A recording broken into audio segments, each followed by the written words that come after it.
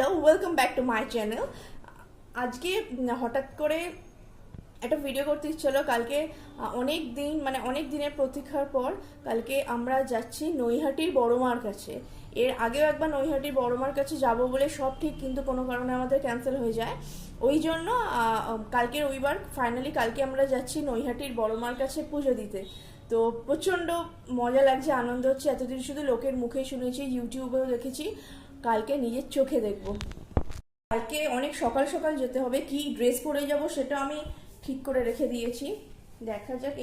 এই ড্রেসটা আমি পুজোর সময় কিনেছিলাম। এই যে ড্রেসটা পরে যাব, এটা এবছরে পুজোর ষষ্ঠীর দিনকে পরেছিলাম, দেখেছিলেন নিশ্চয়ই যারা আমার ভিডিও দেখেন। এটা খুব হালকা পাতলা, একটা খুব সুন্দর, প্রচণ্ড কমফোর্টেবল লাগে এটা আমার পরলে। যে কোনো জায়গাতে আর অত সকালে যাব তো খুব বেশি ভারী ভারী জিনিস ভালো লাগে না। এমনিতেই সকালটা একটু ঠান্ডা থাকবে আর বেলা হলেই রোদ উঠে যাবে, ভালো লাগবে না। তার থেকে এটাই খুব ভালো।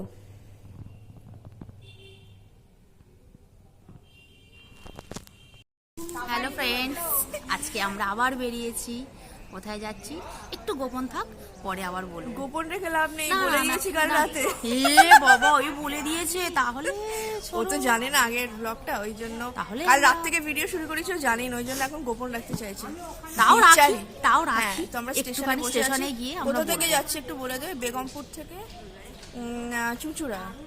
চুঁচুড়া থেকে টোটো করে ফেরিঘাট গেলেই তারপরে এসে যাবে, বুঝতে পারবে কোথায় যাচ্ছি আমরা। এবার আর কিছু বলার নেই, সঙ্গে থাকি। আবার পরে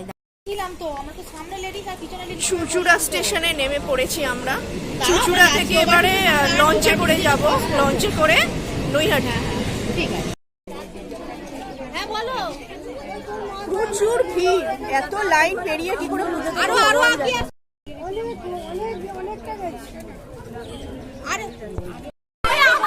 এত লাইন, লম্বা লাইন পড়ে গেছে, যেতে যেতে তো 1 ঘন্টা লেগে যাবে। যাচ্ছি তো যাচ্ছি, লাইনের শেষ নেই। বলছে নাকি 85 বগির মালগাড়ি ছাড়িয়ে গেছি, জানি না ঠিকঠাক বলছে কি।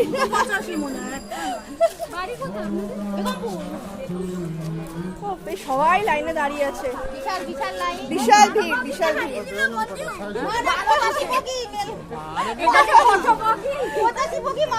এখানে লাইন দিতে সবার সঙ্গে আলাপ হয়ে গেল, কিন্তু বড়মা দর্শন খুব মজা হচ্ছে, লাইন দিয়েও খুব মজা হচ্ছে, রোদ্দুরে কমলা লেবুর অভাব আছে, কমলা লেবু লাগবে।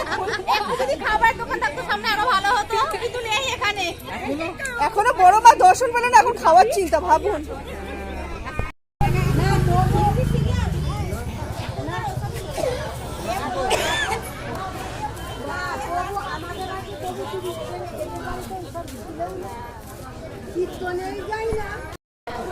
কতক্ষণ দাঁড়িয়েছি? 1 ঘন্টার বেশি হয়ে গেল, 1.5 ঘন্টা হয়ে গেল এখনো লাইনে দাঁড়িয়ে, এখনো পুজো দিতে পারলাম না।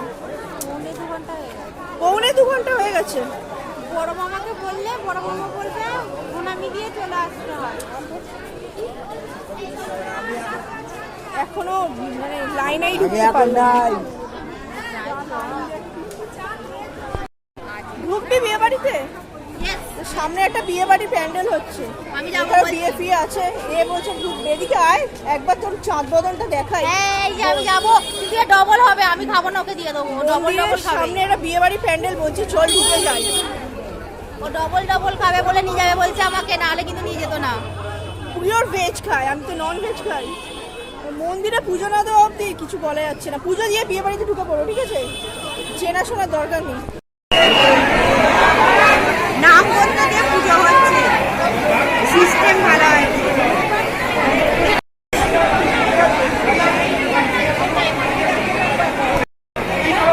মানে ভালো হচ্ছে, এরকম সিস্টেম থাকলে যে ভালো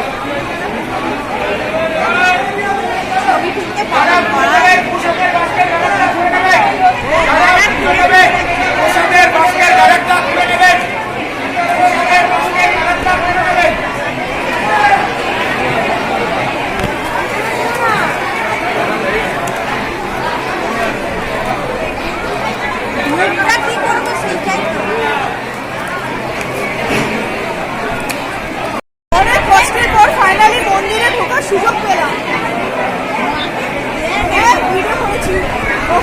জয় বড় মা, জয় বড় মা, জয় বড় মা।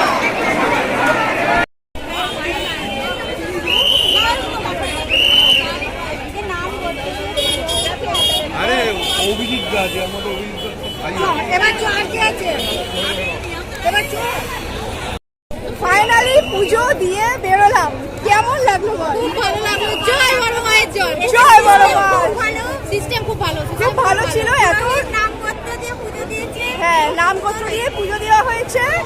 তো 2 ঘন্টা লাইনে দাঁড়িয়ে এত সুন্দরভাবে মাকে দর্শন করতে পারবো কেউ ভাবতে পারিনি, প্রচণ্ড ভালো লেগেছে। তারপরে এখন বাড়ির দিকে রওনা হচ্ছি। বড় পেটে হাত দিয়েছিলাম, কিন্তু এবার পেটের হাতটা নামাচ্ছি, নামিয়ে কচুরি খাবো। তার সুগার প্রাইসে আমরা ঢুকেছি বড় মার সামনেই দোকান, গরম গরম আমি আবার তো রেখে আবার তো রনিরাতে বাড়িতে চলে এসেছি, ভিডিওটা এখানেই শেষ করছি। পুরো বড় মা লেভেল ঘেঁটে ঘুঁটে গেছে। যাই হোক, আজকে এখানেই ভিডিওটা শেষ করছি। গুড নাইট, ভালো থাকবেন, যদিও বা এখনো রাত হয়নি।